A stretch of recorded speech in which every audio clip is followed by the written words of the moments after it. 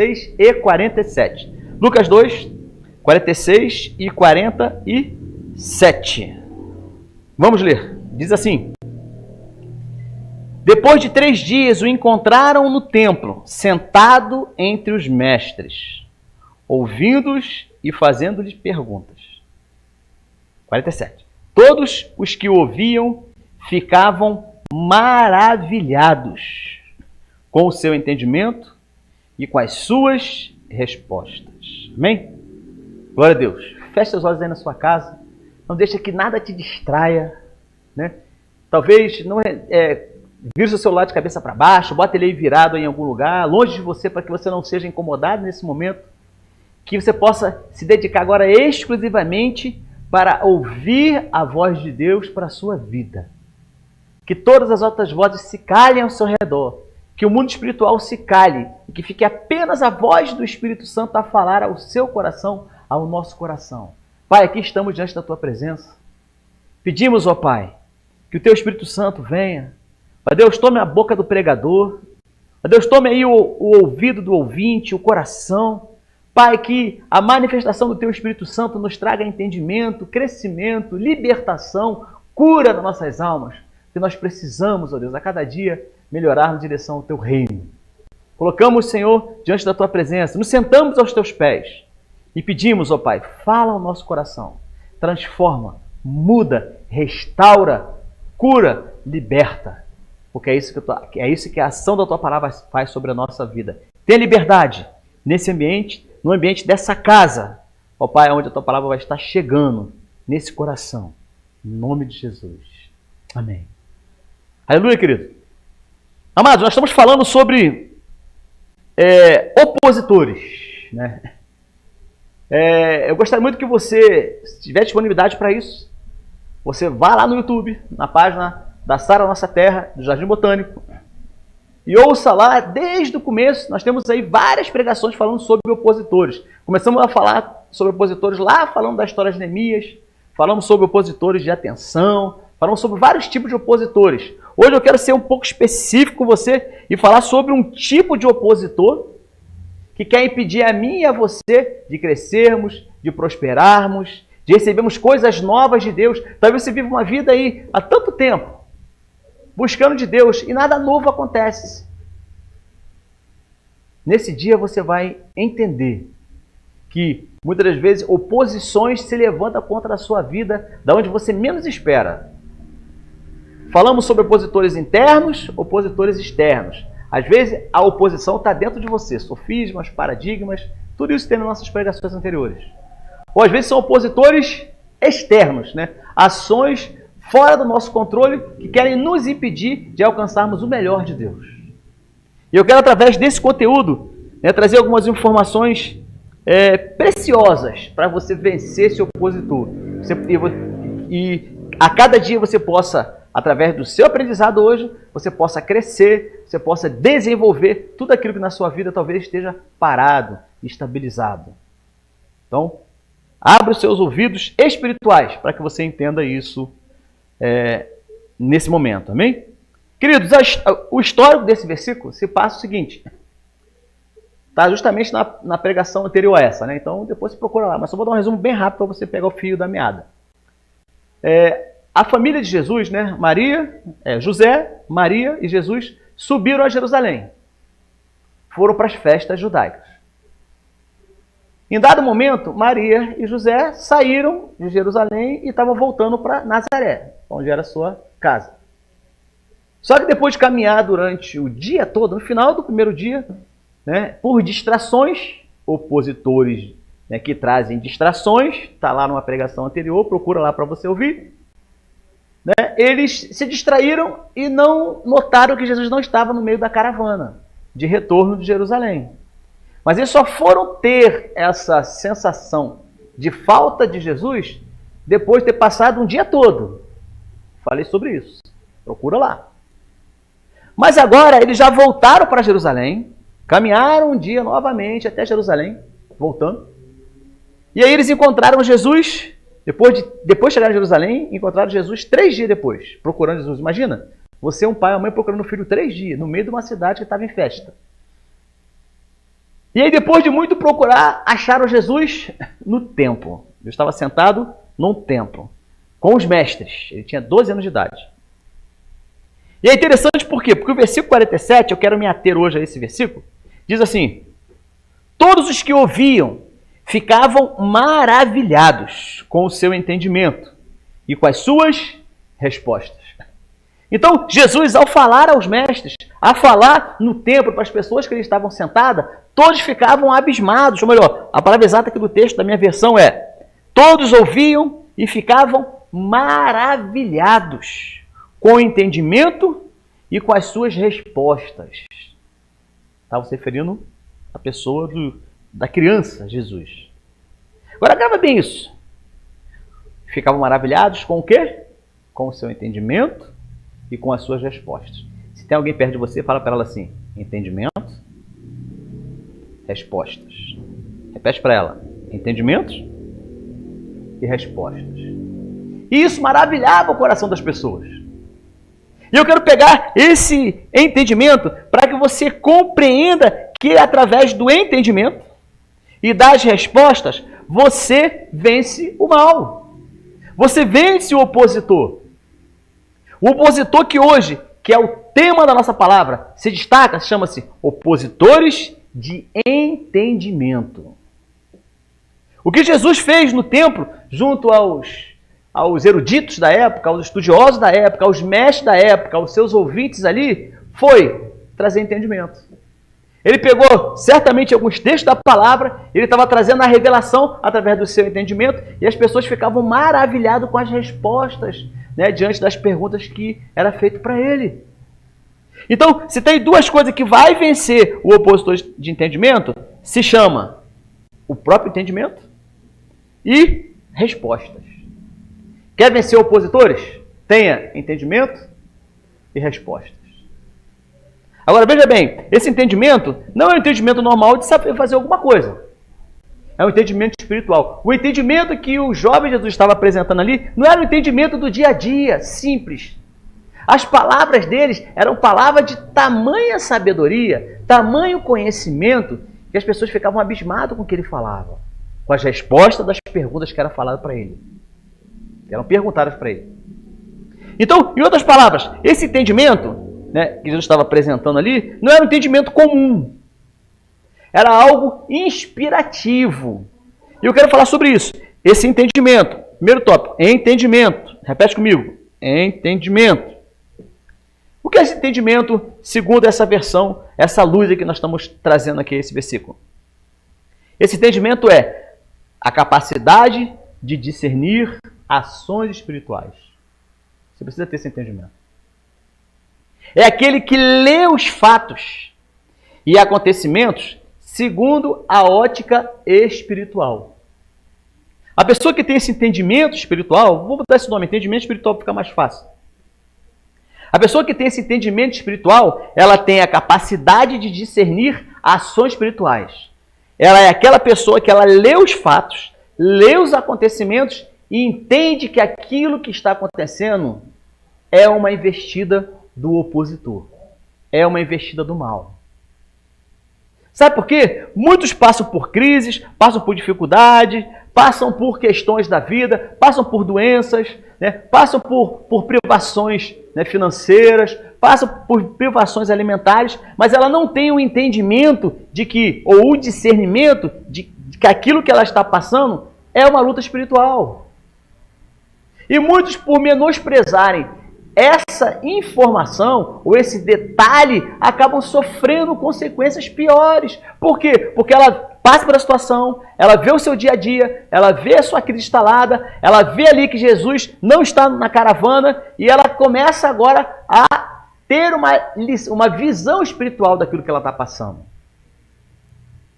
Então para pensar, de repente a dificuldade que você passa hoje, esteja passando hoje, seja por falta de entendimento. Talvez ainda não instalou dentro de você, né, o entendimento de que o que você está passando é uma batalha espiritual. De que as crises que você vive é uma batalha espiritual. O que Jesus estava fazendo naquele templo, no templo, era trazendo uma palavra de entendimento que ficavam todos maravilhados. Por quê? Porque ele tinha o entendimento espiritual.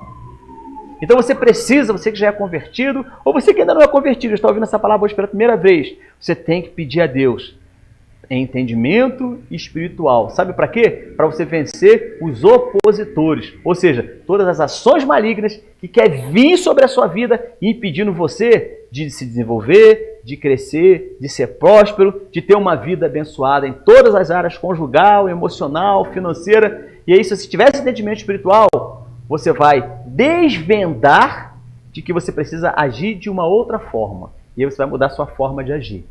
Por isso que as pessoas ficavam maravilhadas com Jesus, com o jovem Jesus. Mas por que muitas pessoas não têm esse entendimento? Tem um texto em 2 Coríntios 4:4 que diz assim, eu vou ler para você. O Deus minúsculo, o Deus desta era cegou o entendimento, para que não vejam a luz do Evangelho da glória de Cristo, que é a imagem de Deus. Vou ler novamente, preste bem atenção, não se distraia. Diz assim, o Deus deste século cegou o entendimento, para que não vejam a luz do Evangelho da glória de Cristo, que é a imagem de Deus. Preste bem atenção no que eu vou te explicar. O opositor é o Deus desse século. Alguns textos dizem o Deus dessa era. O opositor é aquele que vem sobre a vida das pessoas como um Deus minúsculo, impedindo ela de enxergar a manifestação espiritual que está ao seu redor. Eu não quero criar um paradigma dentro de você para que você faça assim, então eu tenho que enxergar tudo espiritualmente. Não é desse sentido, de ver as coisas, ver demônio, ver anjo. Não estou falando isso para você, mas estou dizendo para você o seguinte, você precisa pedir a Deus ter discernimento para você compreender que as dificuldades e as lutas, ou melhor, a falta de cura, a falta de crescimento, a falta de amadurecimento, a crise que às vezes está dentro da sua casa é uma batalha espiritual. É esse entendimento que estou me referindo. Quem é o Deus dessa era? Eu anotei aqui. Não são ações malignas que trazem doenças. Esse não é o Deus dessa era. Ou desse século, né? Não são as riquezas que dividem reinos, que dividem países. Não é isso, não é o Deus desse século. Não são crises que assolam o mundo, que assolam o país, que assolam uma região. Esse não é o Deus desse século. Sabe qual é o Deus desse século? Chama-se cegueira de entendimento. O Deus desse século, conforme você viu no versículo, ele cega o entendimento. O opositor, ele quer fazer isso. Ele quer fazer com que você não enxergue as questões espirituais que estão ao seu redor. Não quer que você discerna, né? Não quer que você tenha esse entendimento. Então sabe o que ele faz? Ele não quer, simplesmente, ele também faz isso. Atacar as pessoas com doença, atacar com crise, atacar com falta, com privações. Ele faz isso também. Mas a ação principal do opositor, sabe qual é? Cegar a visão para que as pessoas não enxerguem a batalha espiritual que está ao redor dela. E ela acaba fazendo o quê? Menosprezando as questões de Deus. Menosprezando as lutas espirituais que ela está passando. Então, isso passa a ser comum. Então, a pessoa que tem o entendimento, vamos dizer assim, cegado pelo opositor, ela vive as suas crises, as suas dificuldades, as suas mazelas, mas ela não define isso daí como sendo um ataque maligno. Ela não define isso daí como sendo o mal querendo atuar, ou o opositor querendo atuar. Sabe o que ela diz? São questões da vida. Fulano passou por isso, Bertano passou por isso, Ciclano passou por isso, Fulano passou por isso, e eu estou passando também. Mas que em nome de Jesus, que Deus abra aí, onde você está agora, o teu entendimento, para você compreender que talvez as companhias que você esteja andando não sejam companhia de Deus. Talvez o negócio que você vai fechar não seja de Deus. Talvez as crises e as lutas que você esteja vivendo, que esteja passando, isso sim pode ser uma ação maligna. Mas o cegador de entendimento, o opositor, o Deus dessa era, ele quer tampar sua vista para que você não enxergue dessa forma. Que você continue vivendo a vida que você está vivendo. Ligado a um monte de coisa errada, fazendo um monte de coisa errada, né? Tendo um monte de relacionamento errado, tendo contato com pessoas que você não deveria ter mais contato, com um propósito, mas não quer fazer isso. Cegar o teu entendimento, para que você não enxergue Deus na sua vida. Infelizmente é isso que muitos passam. Em Mateus 23, 23 ainda fala assim, olha que texto. Ai de vocês, mestres da lei e fariseus, hipócritas, Jesus falando, né? Vocês dão o dízimo da hortelã, do endro e do cominho, mas têm negligenciado os preceitos mais importantes da lei, justiça, misericórdia e fidelidade. Vocês devem praticar estas coisas sem omitir as outras. Olha esse versículo 24, Mateus 23, 24. Depois você lê na sua casa aí com mais cautela. Diz assim, guias cegos, vocês coam um mosquito e engolem um camelo. Coam um mosquito, engolem um camelo. Como é que diz nesse versículo? Esses são guias cegos. Deixa eu te falar uma coisa. Abra os seus olhos. Peça a Deus para Ele te dê entendimento. Para quê? Para que você não seja como essa referência aqui. Para que você não seja um guia cego. Ou para que você não seja guiado por um guia cego. Por pessoas que não têm o temor de Deus. Pessoas que estão cegas espiritualmente. Então, policie. Cuidado a quem você empresta o seu ouvido. Deixa eu falar para você, crente. Cuidado com quem você ouve, com o que você ouve aí pela internet. Cuidado com o que chega no seu WhatsApp. Preste atenção. Talvez sejam guias cegos que queira levar para você uma fake news, né? Tirando você da comunhão da sua igreja, tirando você da comunhão com o seu pastor, tirando você da comunhão com a sua missão. Se desperte. O opositor que quer trazer a cegueira espiritual, que é o Deus desse século, ele não para de atuar. Chega uma hora que a pessoa não quer mais ir para a igreja, chega uma hora que a igreja não serve mais para ela. Por quê? Porque ela está com o entendimento, né, fechado, ela está cega, né, e ela não tem entendido de que o diabo está cada vez mais levando ela para longe da presença de Deus. Então, se policie. Você que tem uma aliança, né? Preserve as suas alianças. Preserve as suas alianças com o seu líder. Preserve as suas alianças com a palavra de Deus. Preserve a sua aliança com o seu ministério, com o propósito, com a sua missão. Seja ela em que denominação for. Policie, que o diabo quer fazer o quê? Cegar o teu entendimento. Ser o guia, né? Para cegar o teu entendimento, para tirar você da presença de Deus. Abra os seus olhos. Se tem alguém perto de você, fala para ele assim, ó, abra os seus olhos. Amém? A ação desse opositor é a seguinte. Sabe a pessoa que ela enxerga, mas não vê? Eu ainda estou falando sobre o opositor. Vou falar sobre as respostas. Ela enxerga, mas não vê? Parece redundante, né? Enxerga, mas não vê? Mas há pessoas que são assim. A diferença entre enxergar e ver é algo bem diferente. Aquele que tem a visão, né, que foi obscurecida, ou foi cegada pelo opositor, ela só enxerga, ela não vê. Porque enxergar se refere à superficialidade. Você deve ter passado por alguma experiência parecida com essa, é interessante, prática do dia a dia. Sabe quando você está andando pela rua e de repente vê uma pessoa e você está olhando, a pessoa está vindo, você está olhando aqui nessa direção, você está vendo o que ela está vendo. Você está enxergando o que ela está vendo, né? Mas ela passa por você, depois ela te toca. Oi, fulano, você olha, oi, tudo bem? Ela está na sua direção. Sabe, você estava enxergando, mas no sentido da palavra ver, você não estava vendo. Porque aquele que vê é algo, enxergar é superficial, ver é profundidade.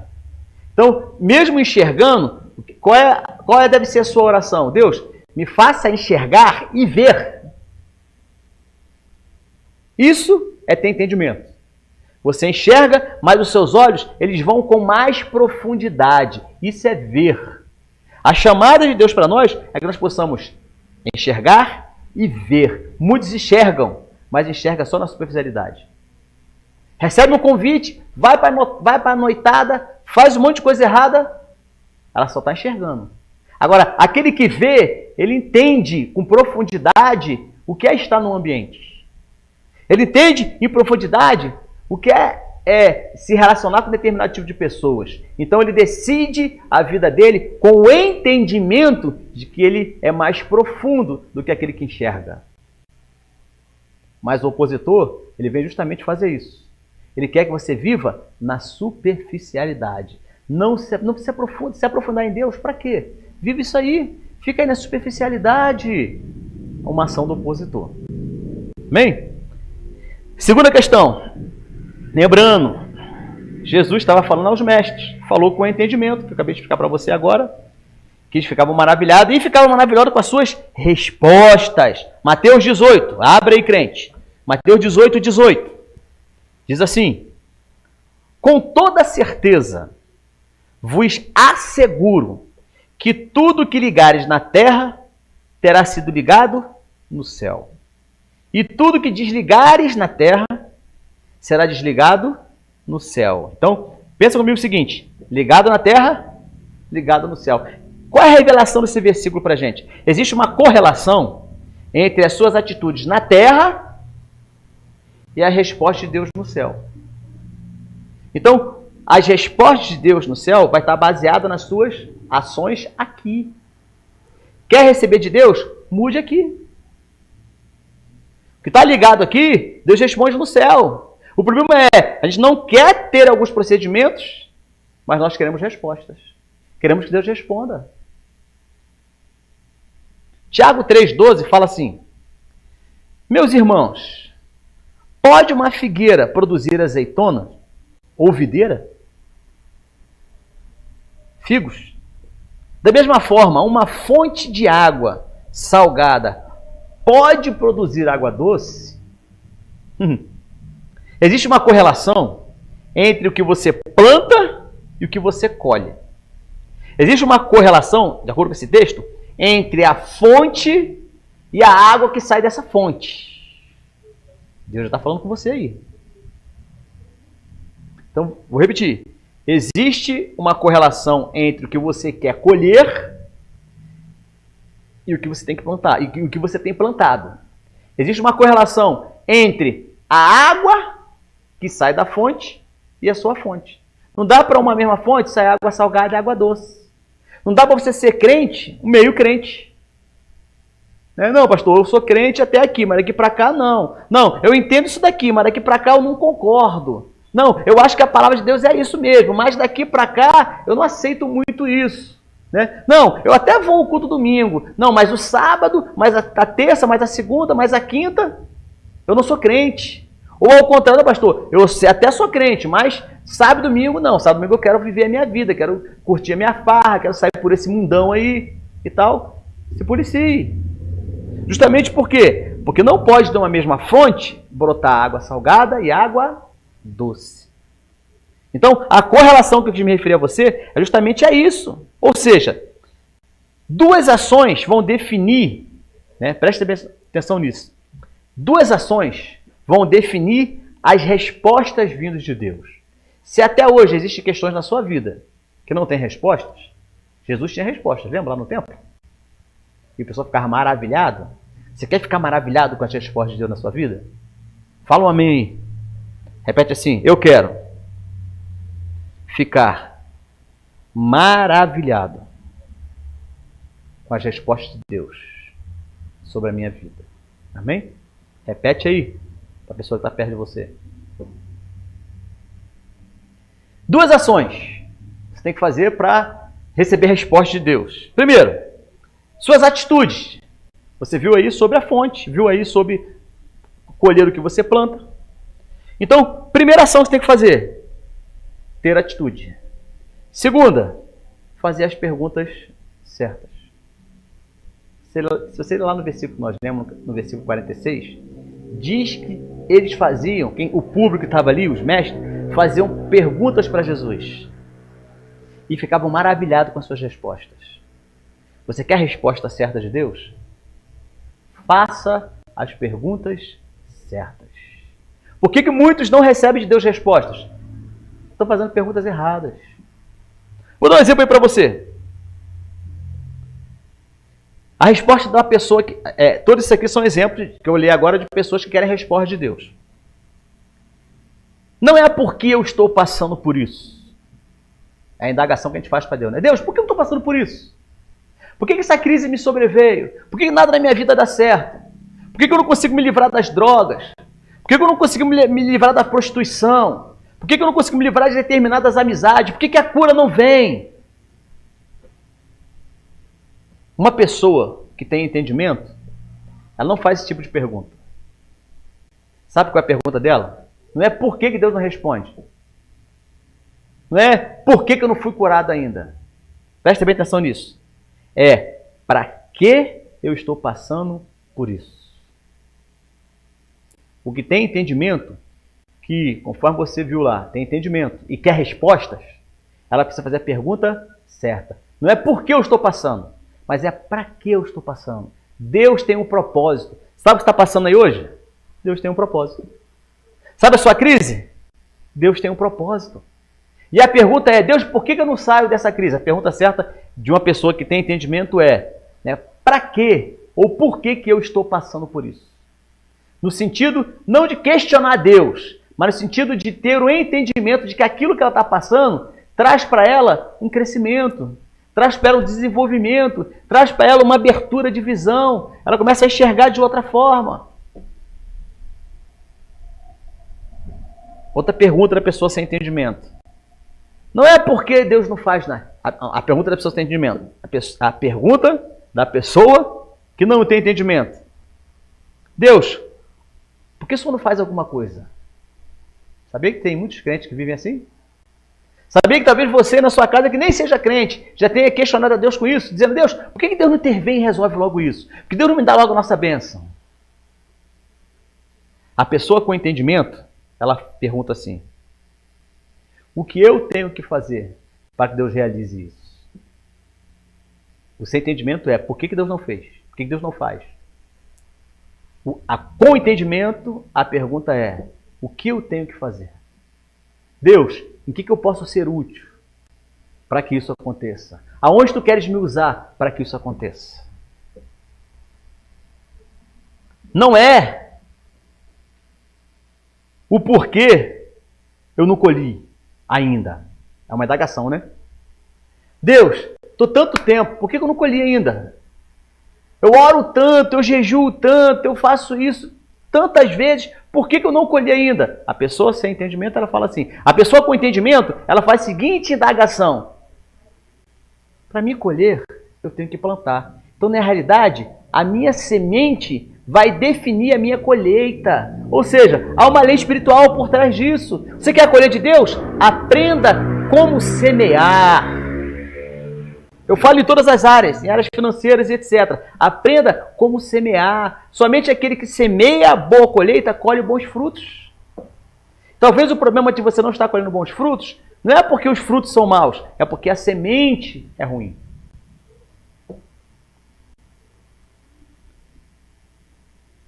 Essa é a última. Não é porque a indagação para Deus, né? Deus, muda ele. Deus, muda ela. Deus, muda meu patrão.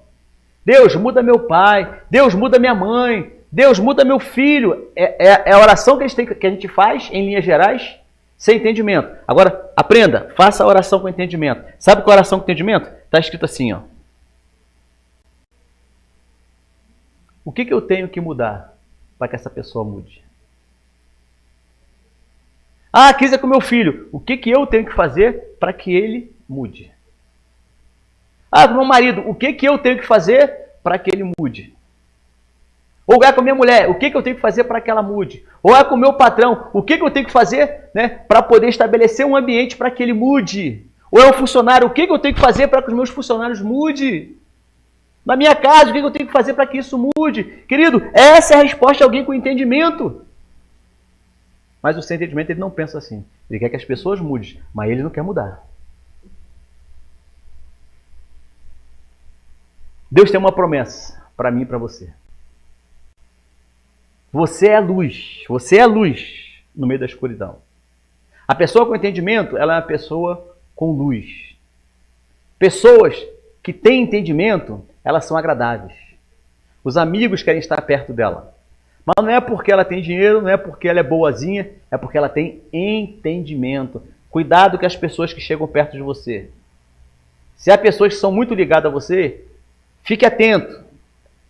Tenha entendimento para lidar com essas pessoas, para que ela não tire você do propósito de Deus. Concluindo. Sabe por que muitos não pisam na terra de milagre que Deus tem para ela?